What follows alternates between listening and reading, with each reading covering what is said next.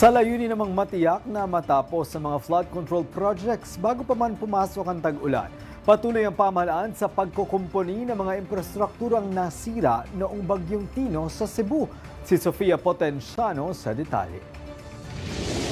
Alinsunod sa direktiba ni Pangulong Ferdinand R. Marcos Jr. na ayusin ang mga nasirang public infrastructure sa Cebu, bunsod ng hagupit ng Bagyong Tino, patuloy ang pag-aksyon ng Department of Public Works and Highways sa pagsasagawa ng 24/7 operations para mas mapabilis ang pagkukumpuni sa mga nasirang flood control structures sa kahabaan ng Mananga River bago sumapit ang buwan ng Hunyo o tag-ulan.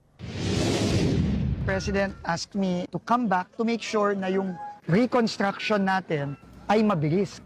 Kung kayang 24/7 yung trabaho dito, 24/7 tayo. Katunayan, binisita ni DPWH Secretary Vince Dizon ang Talisay City kasama si Cebu Governor Pamela Baricuatro upang tignan ang kalagayan ng lugar at tiyakin ang suporta ng national government sa probinsya.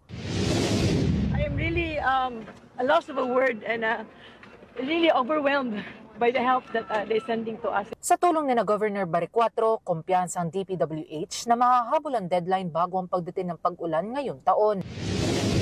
Have the assurance of our regional director, through the help of Gov and Mayor Samsam, na matatapos tayo before June. Para sa totoong balita sa Bagong Pilipinas, Sofia Potenciano, 13 sa tanghali ng Congress TV.